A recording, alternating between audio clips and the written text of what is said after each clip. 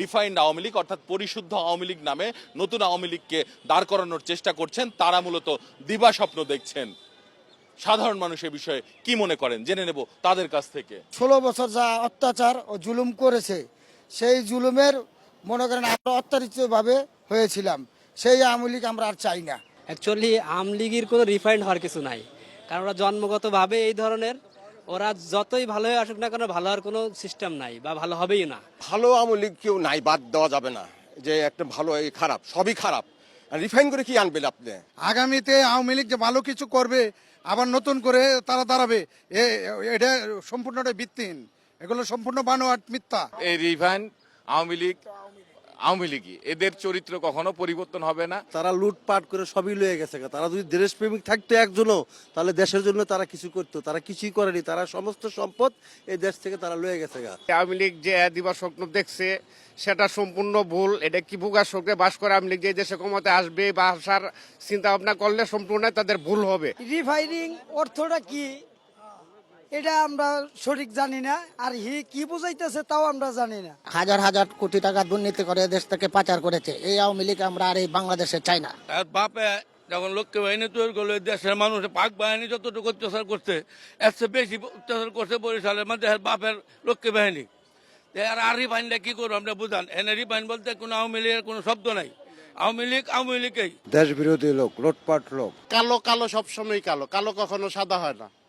আওয়ামী লীগ কখনো সাদা হবে না, আর আওয়ামী লীগের চরিত্র কখনো ভালো হবে না। আওয়ামী লীগের নেত্রী যে উনি যত দুর্চরিত্র মানুষ আছে তাদের উনি পছন্দ করে, যেমন মমতাজের মতো মানুষটা উনি সংসদে নিয়ে আসতে। পরিশুদ্ধ বলতে আর কোনো অপশন নেই আওয়ামী লীগের। আওয়ামী লীগ গণতন্ত্রের শত্রু, আওয়ামী লীগ এই রাষ্ট্রের জনগণের শত্রু। আওয়ামী লীগ একটা সন্ত্রাসী দল হয়ে গেছে। রিফাইনিং মানে কি নতুন করে তাদের একটা আবার জন্ম দিতে চায় বীজ, দেশে আর তো দরকার নেই ধরনের সন্ত্রাসী বীজ। আওয়ামী লীগ বলতে কিছু চায় না, এখন ওরা ঘৃণার পাত্র হয়ে গেছে।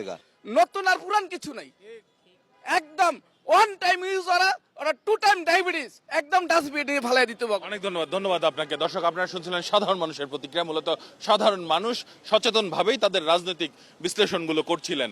এখন সাধারণ মানুষের কাছে আমি আরেকটি প্রশ্ন নিয়ে যেতে চাই। খুব সম্প্রতি ইউরোপীয় ইউনিয়নের সাথে বৈঠক করেছে দেশের বিভিন্ন রাজনৈতিক দল।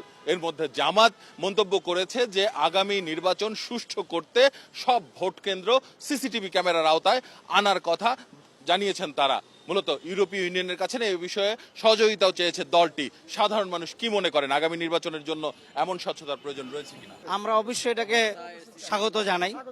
এটা সবাই উদ্বৃত্ত হবে, সারা ওয়ার্ল্ড দেখবে আমাদের দেশে একটা পুনরুদ্ধার হচ্ছে, স্বচ্ছ নিরপেক্ষ কেন্দ্রে ইলেকশন হচ্ছে। সিসি ক্যামেরা দিয়ে তো আমি চোর ধরবো, সে চোর তো পলাতক দেশের বাইরে, তো আমি ধরবো কার? আমার তো ধরা তো আর কাম নাই। নির্বাচনের জন্যই কিন্তু এই যে গণ অভ্যুত্থানটা হলো, এটা মানুষ ভোটের অধিকারটা ফিরিয়ে আনার জন্যই এটা হয়েছে। তো মানুষ মনে করে যার ভোট সে দিবে, আমার ভোট আমি দিব, যাকে খুশি তাকে দিব। এখানে সিসিটিভি থাকাটা বেটার। সিসি ক্যামেরা লাগাক, ভোট কেন্দ্রে কোনো সমস্যা নাই। জনগণ দেখলো, বইয়ের বিশ্বে দেখলো যে না ঠিক আছে, বাংলাদেশে ভোট সুস্থভাবে হইতেছে। এইটা অবশ্যই আমরা এটার পক্ষে। আপনার নির্বাচনের ঠিক আছে সচ্ছল করতে কি কি লাগবে, যেমন কিরিন হার অস্ত্র উদ্ধার করা, তারপর আপনার ঠিক আছে মাঠ পর্যায়ে নিয়ন্ত্রণ করা, সন্ত্রাসীদের দমন করা, ভোট কেন্দ্র মানুষের ভোট দেওয়ার জন্য একটা প্রস্তুতি তৈরি করা, একটা ফিল্ম তৈরি করা, এটা হলো অধিকারের আপনার ঠিক আছে সরকারের দায়। নিরাপত্তাটা দিবে কি এই সরকার সেরকম সুস্থভাবে সুন্দরভাবে যদি প্রত্যেকটা কেন্দ্রে এভাবে দিতে পারে, তাহলে সুন্দর এবং সুস্থ জনগণের ভাবে ভালোভাবে যেন ভোট করতে পারে, এই জন্যই আমাদের কামনা। এত ব্যয়বহুল না করে সচ্ছল সুন্দর যেভাবে সেনাবাহিনী বা যত প্রশাসন তাদেরকে দেওয়া যে সুন্দরভাবে সুষ্ঠু নির্বাচন পরিচালনা করে, এটা মনে হয় সবচেয়ে ভালো হয়। কারণ সিসিটিভি ব্যাপারটা অনেক ব্যয়বহুল ব্যাপার।